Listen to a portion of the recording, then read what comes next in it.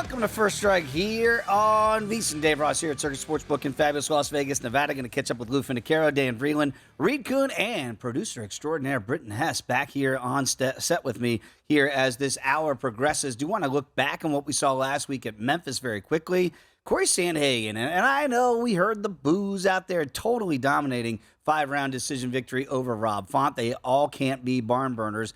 It seemed like an easy walk in the park for Sandhagen with that decision victory, and now puts himself back in title contention at the bantamweight division, something that Lou Finocchiaro and I discussed last week. Not just a kind of a caretaker or a guy that we look at as always right there on the cusp of a title shot. Maybe he draws one step closer to getting that. We saw in the co-main Tatiana Suarez with a very impressive second-round submission victory over former champion Jessica Andrade as she continues to stay undefeated in the UFC. But let's get to this week's card. Vicente Luque against Rafael Dos Anjos. RDA back in there as a favorite here, even in 2023. So with that, let's bring in the aforementioned Lou Finocchiaro. Follow him on Twitter at GamBlue, also the host of the Bout Business podcast. Lou, sometimes you look at a card and you go, what year is it?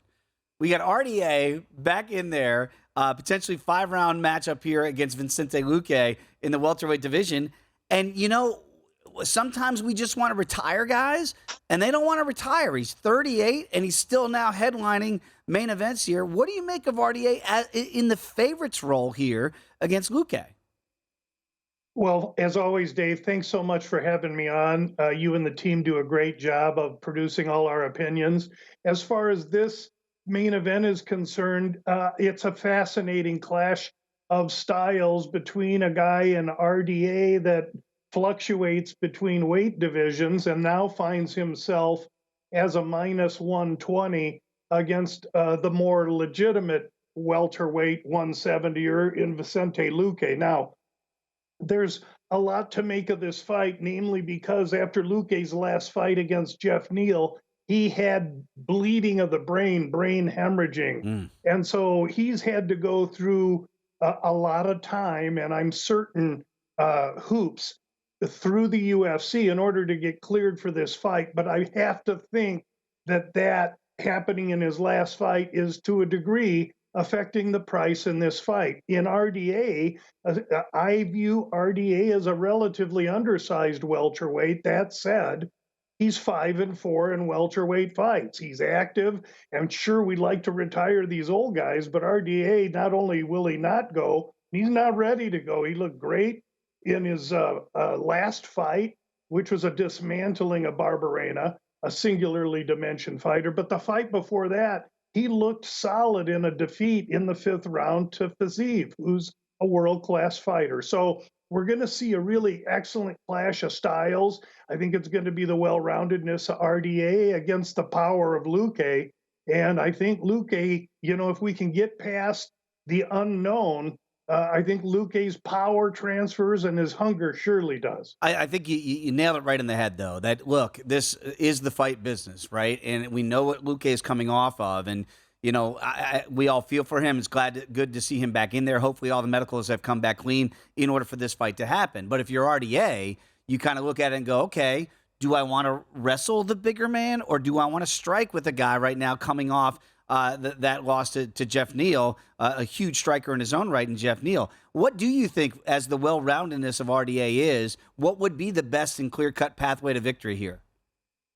I think if he's looking at past fights from Luque, it's pure wrestling. And so I think that's what he executes early to get the fight to the floor. Then from top position, raining elbows, ears, forehead, anything he can drop on Luque. But I think that is clearly going to be the plan of RDA. It also muffles and squelches the length and the power of Luque's shots. Meanwhile, I think Luque wants to use every bit of the small cage at the apex to maintain distance and try and line RDA up as he enters the pocket. And Luque right now via KO, TK, or DQ is plus $2 here. Again, very small line here as a small dog entering this one against RDA. The totals are out. 4.5 here on DraftKings on a Tuesday. Right now, it is juiced to the under 4.5 at minus $1.40. RDA with the wrestling, but you could see if he is able to control Luque, which would be a tough ask here. If he can control him on the ground, you could see a stoppage potentially coming. If he can't, could you see him kind of ragdolling Luque and maybe this over is in play at plus $1.15? I can see almost any potential that you could draw up for me in this fight because they're so close and competitive. But I'm a little. These are the first I've seen of Yep. any of these numbers. So way to go! At first strike is that total should be to me 3.5, and I lean to the under 4.5 here based on the Luque power and what I saw. RDA did slow down against Fiziev a little bit, and let's not forget RDA's 39 years old Yep. now, fighting a man many years younger, and so first impression is leaning to the under, and I can't wait to dig into some more of those props. But this fight is surely a legitimate and worthy main event. Yeah, it really is. And RDA is, I think we don't vote, but it feels like a Hall of Famer to be, and maybe on that ascent to the Hall of Fame with another potential stellar showing against Vicente Luque. Speaking of No Country for Old Men, Dos Anjos is aging well. What about Cub Swanson, right? You look at Cub back in here in the co-main event. He is a dog against Hakeem Dawodu. But again, Cub is another guy that we look at and go, wow, 39, still competitive, still in a co-main event here in the featherweight division against the younger 32-year-old in Dawodu. He's a big 230 favorite here in this one. What do you make of old man Cub here after we just talked about old man RDA? Yeah, I'm going to tell you that I view both of these late 30-something fighters as in a little bit different career chronology. I do believe RDA has elitism left in the lightweight division and at least top 15 type fights, i.e. this Luque fight at welterweight, whereas Cub is no longer a top 15 fighter in the division he now fights in, which is the fourth one he's competed at. He started at lightweight, did a lot of his work at featherweight. In his last fight, went to bantam, got busted up and finished. Now he's back to 145. All that jumping a weight class is a tell to me. His age, I do believe, has affected his game more than what we've seen in RDA. And the opponent here, Dawodu, a straight kickboxing, Muay Thai kind of a guy, is surely going to want to keep Cub on the outside and touch him up. I think Dawodu is just a little too fast, explosive, and young at this stage in the career for Cub. Yeah, and almost a 4-inch reach advantage here for Hakeem the Dream. Maybe a nightmare for Cub Swanson come Saturday night here at UFC Apex. Khalil Roundtree Jr. is always an interesting fighter to watch in there. Can get kind of wild in there with some of the spinning kicks against Chris Daukaus, a guy just trying to get back on the winning track. It's been a struggle here. Daukaus plus $1.60. Right now, Khalil Roundtree, rather, is minus $1.92. Pretty even there when you look at the weight, obviously, in the reach is almost identical, a 2-inch height advantage for Daukaus. What do you make of Khalil as almost a $2 betting favorite here? Well, he comes in, again, the more established light heavyweight fighter. That this is his division. He's won 3 in a row and looked impressive doing it, despite the fact that he's had a career that's highly uneven. He can be inconsistent. That's what you have to guard against, I think, in his fights. Meanwhile, Daukaus is entering on the opposite reign, 0 for 3, all of them inside 2 rounds, all of them 2 rounds or less, and he was finished. Now that was at heavyweight, and his last fight was in December. So he weighed 245 in December. He's going to weigh 205 when he steps on the scale on Friday. 6 months seems enough time for him to have done it right. But I'm worried about the weight cut, the mentality, and the explosion on the other side with Roundtree. And I think Roundtree probably deserves this form of favoritism. Yeah, it seemed like Daukaus was fish out of water in the heavyweight division. So now, to your point, trying to cut down to fight men more his size. But Roundtree's a big guy at 205 here in the light heavyweight division, so might not be that different from what he saw in the heavyweight division. Very quickly, got about a minute to go, Lou. Tell the people about the Bout Business podcast here, what they get each and every Friday. And I have a little bit extra time, so I do want to pick your brain also on what you might see on this card here on a Tuesday that you think you can find value in any other fight that you see in the card. The Bout Business podcast is a creative way for people to get inside the business of my UFC handicapping. I give all the picks out. We tabulate weekly results. We're up 16 plus units on the year. And so far so good. But what have you done for me lately? So we're focusing in on this card. The young kid from the MMA lab that's going to take a fight. He's a huge favorite. Marcus McGee.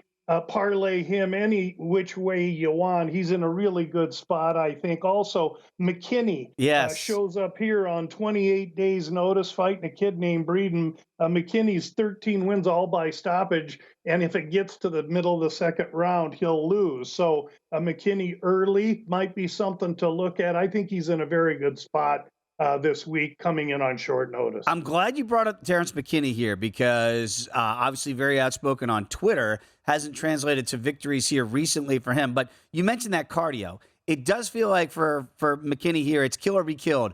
Right now, over a $3 betting favorite here at 305. It's like the stamina does not seem to be there. You can see the gas tank going. Is this one of those live play scenarios where you look at it and say, if he doesn't get Breeden out of there in the first round, maybe you look to the dog if this fight continues? I really thought that in the last fight, but I thought he got a really raw deal in his last fight against the kid from Longo Weidman, grabbing the fence and such. I think McKinney's cardio is going to be there, and I look for it to be apparent in this fight. All right, Lou, always appreciate your insight as always, my friend. Come on back. We're going to go out to Boston with Dan Vreeland next here on First Strike.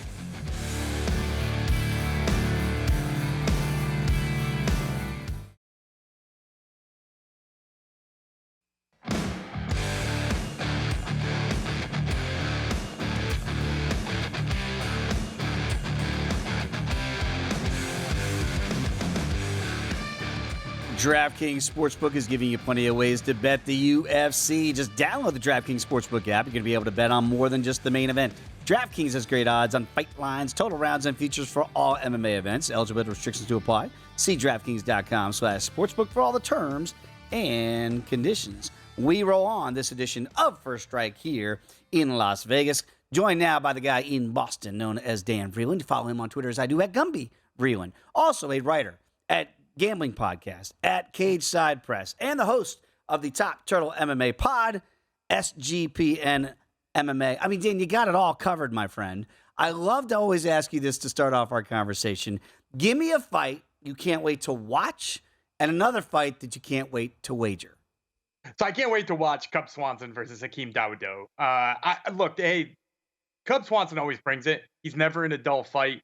And you got to love a guy who's going to stand in there and throw hands with him, right? Like, so that's the thing about that fight is you're going to get to see Cub Swanson do what he does best against the guy who wants to do a very similar thing. So I'm loving watching that fight personally. I think the line's a little bit too wide. I do favor Dawodu. So, like, I don't love a bet at him at -230 because Cub is such a gamer.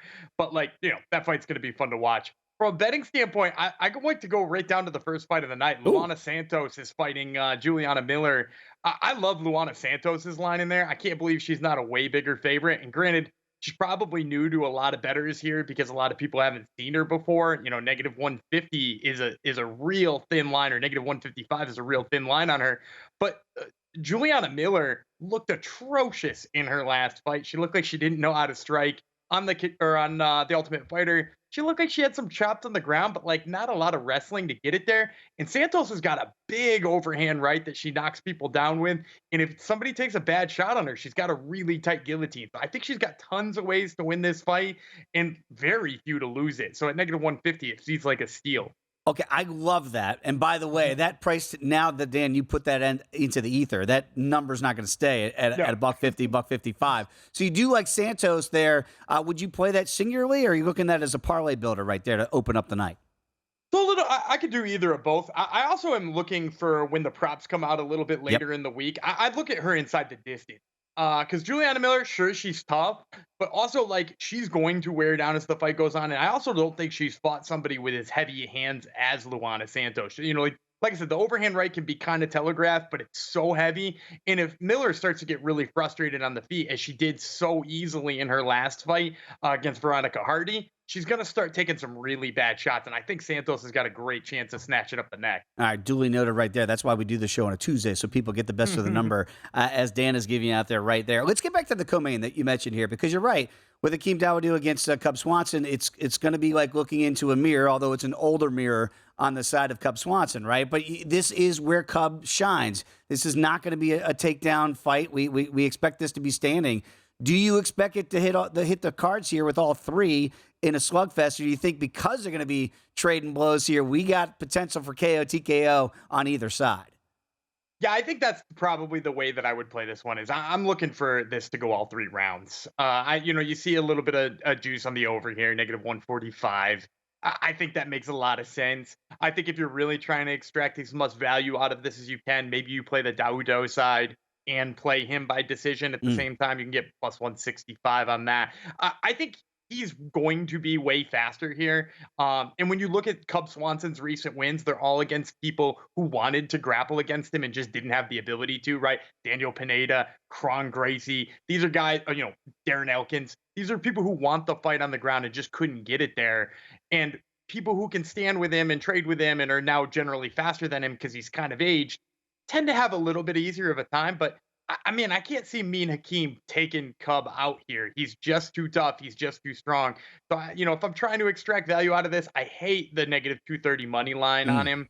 But I do think, if you want to play this one, on the over or him by decision, I think that makes a lot of sense. And we certainly know how tough Cub is, rather, to get out of there. So for the fight to go the distance, potentially, you can lay $1.20 if you want to go that route without picking a winner.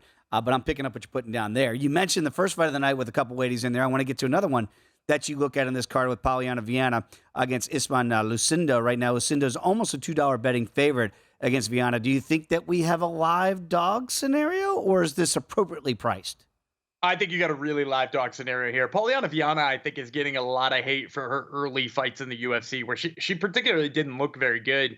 And since then, she's really come on and started to figure out what she's doing. That fight with Jinyu Fry, it still shakes me because I was on Jinyu Fry in that one, and she just blistered her with hooks and stuff like that.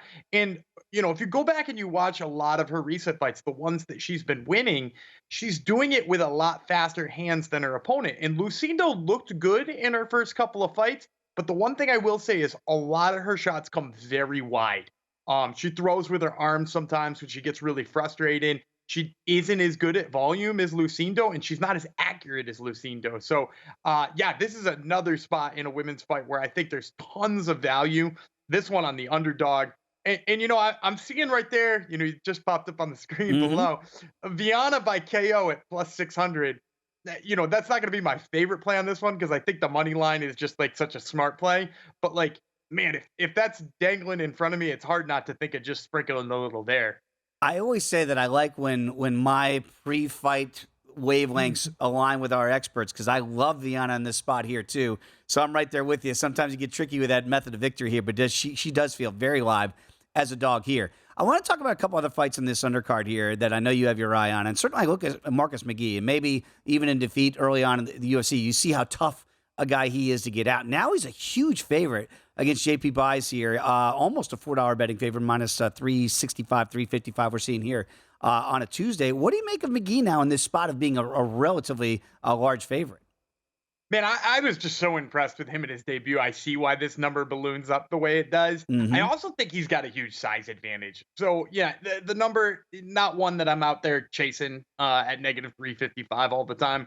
But, I think it's appropriately priced because at the end of the day, JB Buys is a guy who fought down at 125 a couple of times and is an undersized 35er, whereas McGee is big, strong. He showed in that fight with Jordy Newson. He's fast. He's powerful. And just like when you add all of those things together, Bays is a guy who wins a lot of his fights through takedowns and through grappling and stuff like that. And I don't see him getting McGee down, and I don't know that he's got the power to knock him out. So, his very narrow path to victory is just put enough volume on him to score in 15 minutes and hope he doesn't get knocked out. And I really don't like his chances of doing that. So I'm on McGee here. That's why we talk about it all the time in this show is that, we don't like to weigh these big price tags, but sometimes, to your point, they're appropriately priced. So they could be part of parlay builders. We saw it last week with Tatiana Suarez and certainly in the main event with Corey Sandhagen and those big favorites easily cashed for you. What about another big favorite here in Josh Fremd against Jamie Pickett? Right now, Pickett on the comeback about plus 275. So again, similarly priced to the fight we just talked about with Marcus McGee. Should Fremd be as big a favorite as he is? Come down a little bit here in the marketplace to about 325 today. I would say not as big. I would definitely feel better at him, if he was down around negative 250, and I'd start thinking about him more where that's priced. To your point, yeah, maybe you could put him in a parlay and not feel awful about it because, look, he's going to have a wrestling advantage. He's going to have a physicality advantage. That's the thing about Josh Fremd is he's really tough in the clinch. But the thing about Pickett is he's a really big 85er. Like, he's a guy, who's got a lot of size to him, a lot of muscle to him. Can he keep up that grueling fight that Josh Fremd brings? I think likely not, which is why you see Fremd as a favorite here. But I do think there's enough of that concerns you, especially with the fact that Josh Fremd had trouble with Tresean Gore. There's enough of a worry there that you might think about, maybe not squeezing him in every single one of your parlays at negative 325. Let's go to the main event. And again, here we are in 2023 with RDA still as a headliner and still as a betting favorite here. Up to about $1.20 I'm seeing in some places, $1.18 on our screen here against Vicente Luque. We know what Luque is coming off of against Jeff Neal. So you hope that obviously he's been cleared to get back in there. I wonder how much that's factoring into why it's priced this way. Or do you think that RDA, despite being 38, should be a $1.20 favorite? I think it's entirely why the price is where it is. I think if you bet this fight, you have to bet it with the mindset that Luque has to be what we used to see him as. Right? Because to be fair, that Jeff Neal fight, he didn't look not himself. I mean, he got knocked out and wasn't himself after that, but he didn't look like he was like a shell of himself or didn't look like he was a fragment of himself. So literally the last bunch of times we've seen him, and you could probably rattle off the last 5 or 6 fights we've seen him, he's looked good up until being knocked out by Jeff Neal. So I think that if you think about him as that type of fighter, he's the type of person who beats Rafael Dos Anjos. Dos Anjos' only wins at 170 pounds or against, Kevin Lee. And Kevin Lee is not an 170 pounder. And I think that the physicality that Luque brings, the fact that he hits a lot of submissions off of shots, the fact that his punches are probably heavier than RDA's, man, I thought he would be a favorite. I think this whole narrative that we have in the media right now about his brain is definitely playing into that price. No question about it. By the way, Jeff Neal's got a big fight coming up next week against Ian Gary. That's going to be one we'll talk about next week, too. Dan, always appreciate your thoughts, my friend. Enjoy this fight card. We'll catch up again very soon. Going to Washington, D.C. next. Going to catch up with Reed Kuhn. Come on back. First Strike here on VSiN.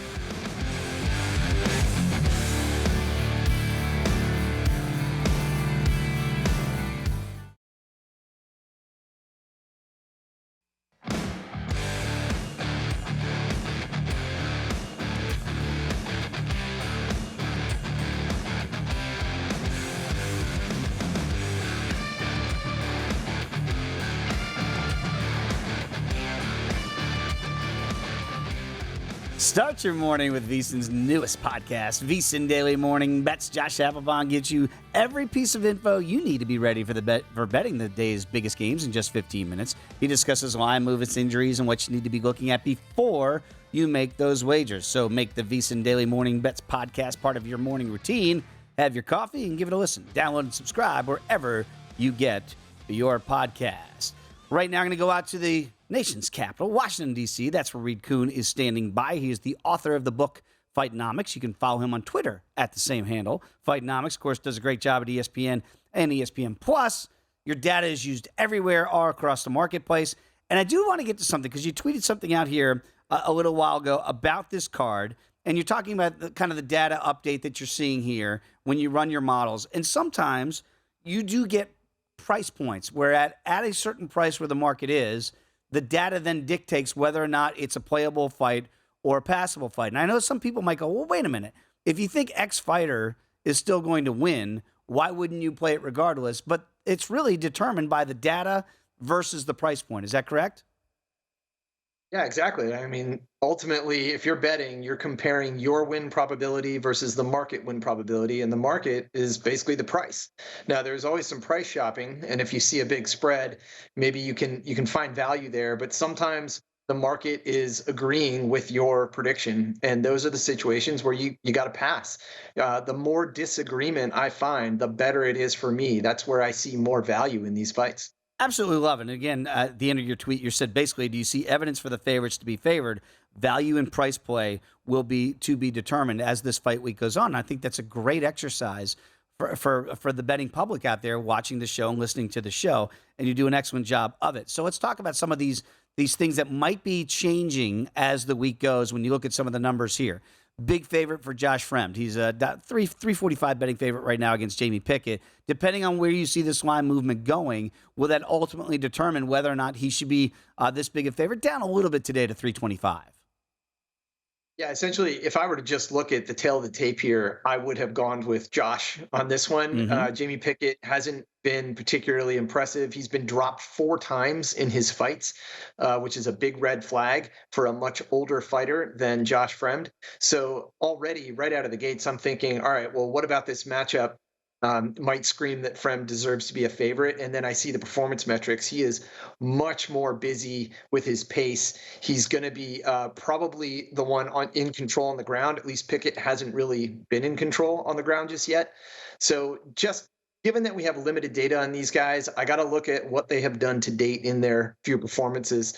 And so I agree with Fremd as a favorite here. The question will be come Friday, where does that price land, and do I see value in that price? And so because these guys are relatively new, Josh especially, I'm going to wait until I'm a little closer in the week before I run that final model and see where my prediction stands. But I do like him as a favorite. Now it's a question of, is he going to be a parlay guy for me, or am I actually going for the lottery pick on the other side? All right, let's stay with another Josh in the heavyweight division with Parisian against Martin Buday here. And Buday, rather, is a minus 218 betting favorite right now. I'm seeing here on a Tuesday. Josh on the comeback is plus $1.80 with these big heavyweights. Sometimes I'd say aesthetically, maybe not always pleasing to the eye, but I wonder if the numbers lean you one way or the other.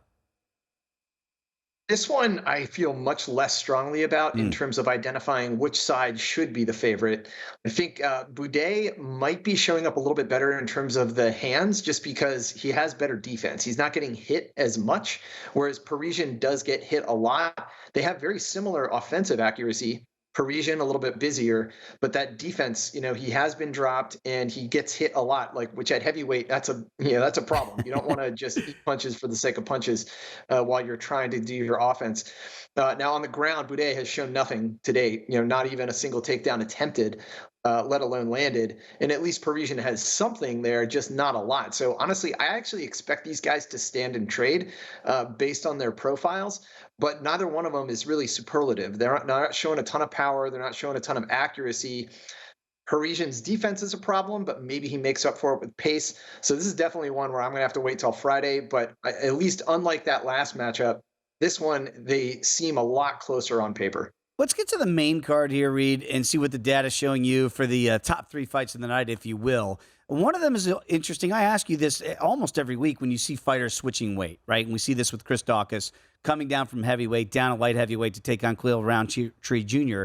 And I guess my concern with a guy like Daukaus on the losing streak that he is on, yes, those are all at heavyweight. So now he comes down and maybe he thinks, okay, I'm going to fight guys more my size. But Roundtree's a big dude at 205. This is not a small light heavy that he's going to find himself in, and he's now, again, a dog, plus $1.60 in this one. What do the numbers show you, and how do you quantify guys that are moving down significant weight like Daukaus is here from heavyweight to light heavy? It's hard to quantify that because I actually ignore that when I'm running predictions. I don't look at the weight class. What I do is I come back and say, wait a minute, did one of these guys recently change?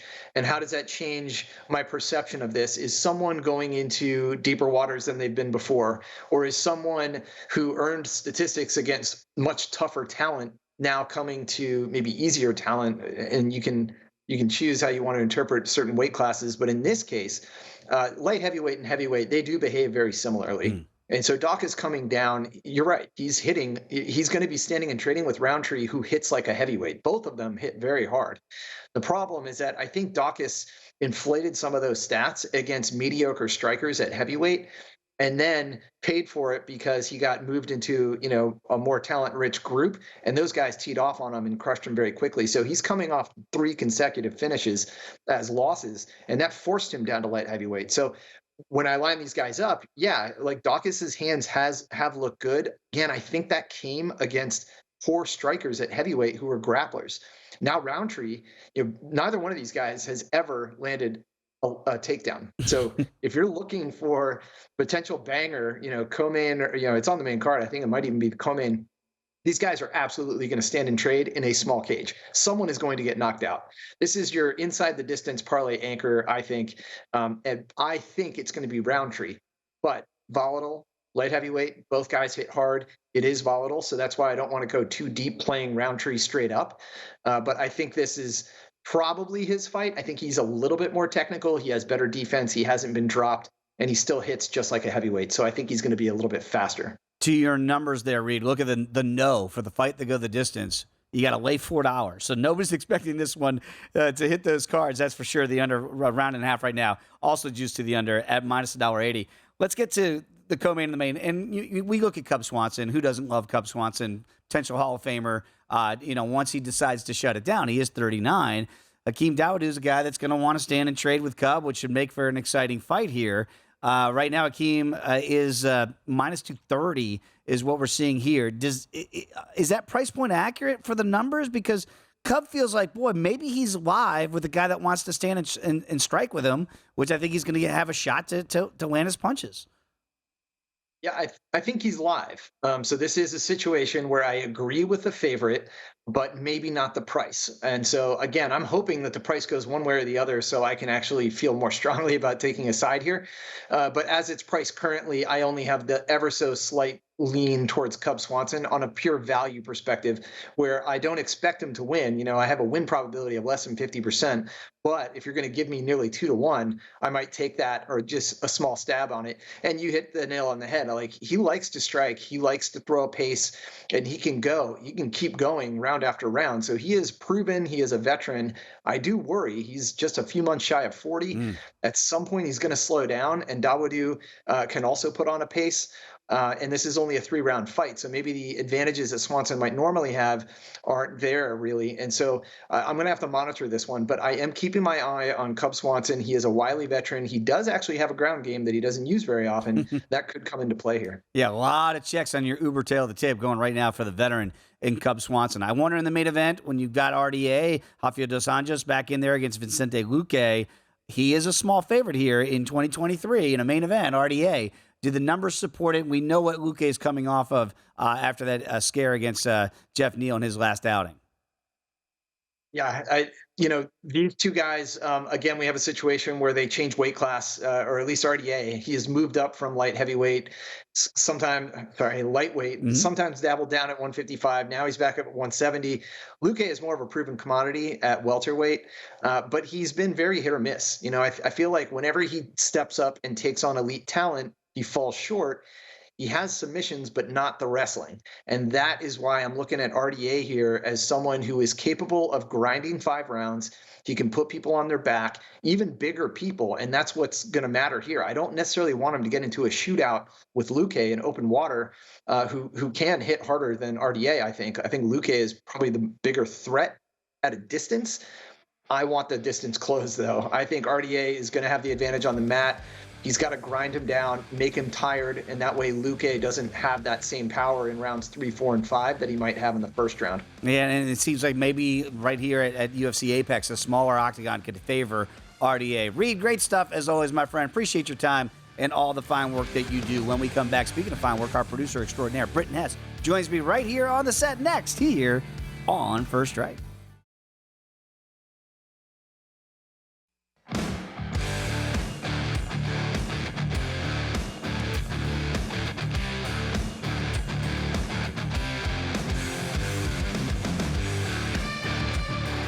We continue First Strike here on VSiN. Dave Ross, joined by producer extraordinaire Britton Hess. Every so often, we get Britton on the set, and it's a real treat to get Britton's bombs and beyond. Britton, I always say the success of this show is only as good as certainly the talent that we have on it, and the producers like yourself and Rob Moreno do a great job each and every week. And we text during the fights. We're always looking for the best value as the week goes on. So it's not like it's just a Tuesday thing. We do this all the time.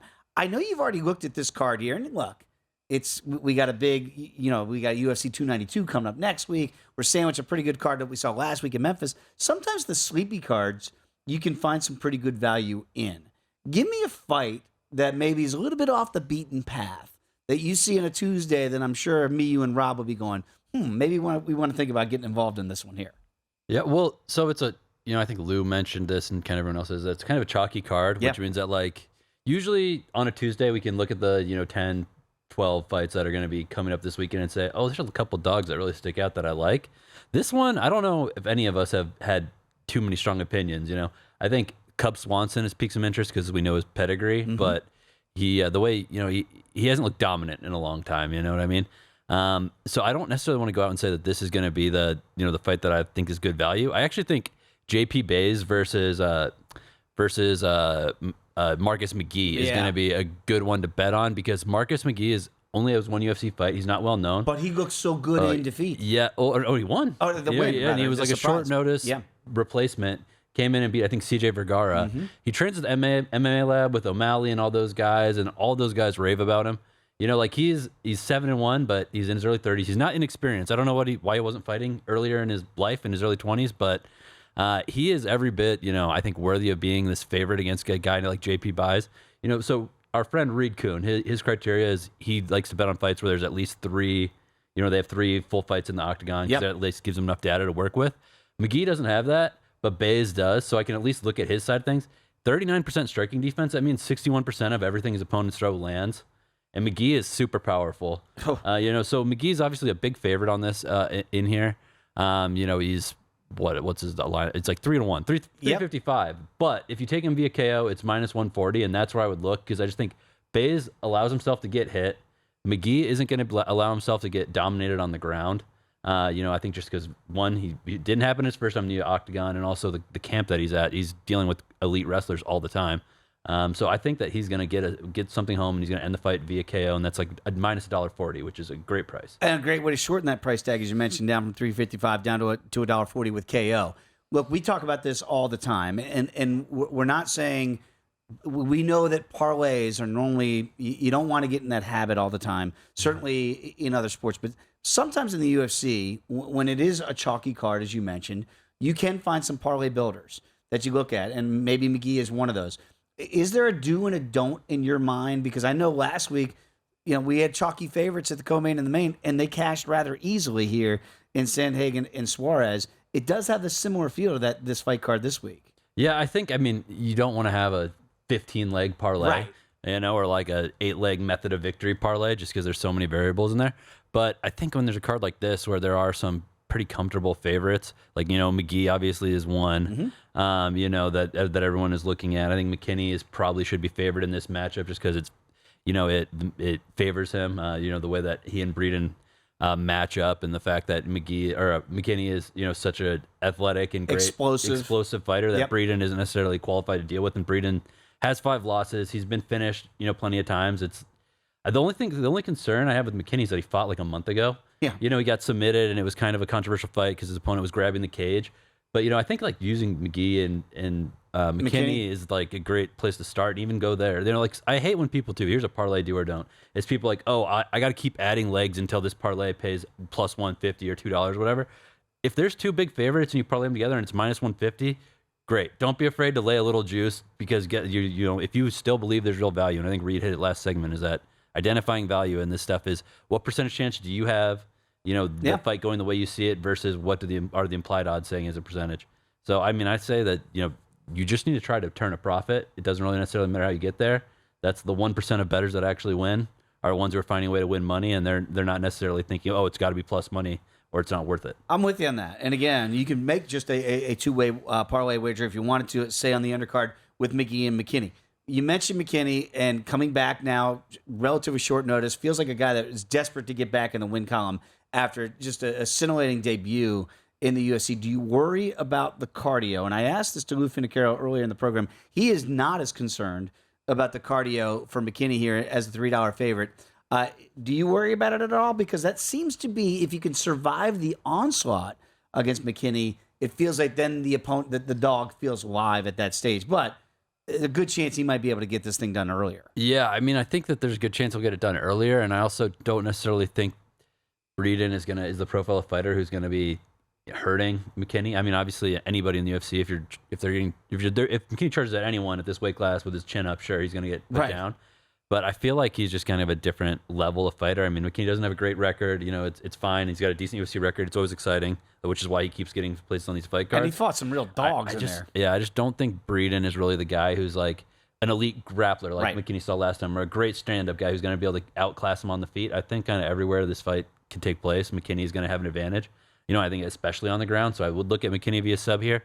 The only problem is that Britton doesn't necessarily have the greatest striking defense, so McKinney could take the KO if it's there as well. Yeah, if you don't give up the back, sometimes maybe that ground and pound finish. That's why you're seeing it at 2-1 here for KO, TKO, or DQ, or plus $1.50 via sub. If you like McKinney to get back in the win column, people forget I mentioned some of those dogs like Drew Dober. He almost had Drew Dober out of there early before that fight was flipped. So they put in McKinney against some of the very best in the division to begin his career. Look, we look at Parisian and Budai, and we don't look at these heavies and go, all right, these are future title contenders down the road. The kind of roster filler outers. No disrespect to these guys at all. I don't mean that way. But this is the lower end of the heavyweight tier when we look at the talent level. What do you make of this heavyweight matchup? And again, normally you don't think of heavyweights going deep into fights, but potentially could you see that here? Well, I'll let you do a little inside baseball. Behind the glass, we have a joke called the John Vellante Memorial Worst Fighter in the UFC Award. Not because anything wrong with John, but just towards the end of his career, you know, he was not a natural heavyweight, but he was fighting there so he didn't have to cut weight. Yeah. He was basically just friends with Dana and collecting a check to kind of get his face beat in. Yeah. You know, I'm sure he wouldn't agree with that if I said it to his face, which I will never do. But Parisian used to be in this category, but he's got a couple wins, so he's not necessarily that level of just collecting a check. Yeah. And Boudet is not very impressive, but he's got a 12-1 record, so it's really hard to say that he's really bad. The thing is, both of these guys gas. Neither of them are all that powerful. You know, we see this a lot in the UFC heavyweight division, is that guys, before they get to UFC in their heavyweight, all they have is KO, first round KO, first round KO, first round KO. Then they get to UFC, and there's guys that are more on their level, and the same strike that knocked a guy on his back, you know, at a lower league, doesn't do anything. Right. You know what I mean? So Boudet and Parisian are both point fighters at heavyweight, and neither of them is all that powerful, and neither of them has good gas tank. So you'd say, oh, bad gas tank, that means this fight's going to end early. No, what's probably going to happen is that they'll probably go at it for a round and a half, and then they'll be like, oh my God, we're tired, and then they'll just clinch against the fence for 5 And hang on. You know, for a round and a half. Yep, and hold on and try to get to that final buzzer and hope that the judges give them the decision. That's interesting because it's almost counterintuitive, right? Like that you mentioned, all right, gas tanks, they're going to be sucking oxygen, but if they're both low in the gas tank, it means that they're probably not going to have a whole lot left in their punches. There's not going to be sting there. You know, our group chat and other ones I have with friends who are betting and watching UFC every day is like the amount of times where there's heavyweights that are just an inch away from going out, and the other guy doesn't have the power, doesn't have anything left to even do it. This feels like that type of fight. You know, I think that the over 1.5 right now, it's like a strong favorite to go over 1.5. I think later in the week we'll see 2.5 out there that you can probably bet and maybe get a plus or even money on. But I think even going to the distance around even money or minus 110, it's probably a good thing because, like I said, I don't think these guys have really the power to finish UFC caliber opponents, and I don't think they have the gas tanks to be swinging fully once they get out of the first round. We got about 90 seconds to go. Let's go to the main event. Let's go with Luque against RDA here. And again, you look at RDA, future Hall of Famer. It feels like here he is the favorite. We know why, because of Vicente Luque after that devastating knockout loss to Jeff Neal. You know, we can't play doctor, but it does feel like that we would think Luque would be favored if he did not suffer such a catastrophic injury following his loss to Jeff Neal. Yeah, I see that, but I also think that Luque when you dig into his record, it's a little bit more smoke than fire. Oh. So he lost to Jeff Neal, that devastating KO, hands of steel, does that to people. Bilal Muhammad, 5-round fight, main event. Every round, Bilal Muhammad got at least one takedown, held him down for at least a minute each round. Easy win. And just won the fight by controlling, even though he was at a deficit as far as strikes landed. Mm-hmm. Before that, he beat Chiesa. Chiesa's halfway out the door. He's been halfway out the door. Randy Brown is probably his best win, I think. Nico Price, we just saw Nico get crushed by old man Robbie Lawler. Mm-hmm. So I feel like RDA can use Bilal Muhammad's method of just getting him down, trying to hold him there, whatever it takes, and win a decision in this one. Britton, great stuff as always, my friend. Always great to have you back behind the glass and in front of it as well. And thanks to Rob Moreno back behind it for this one. Cash some tickets, everybody. We'll see you next week right here, First Strike on VSiN.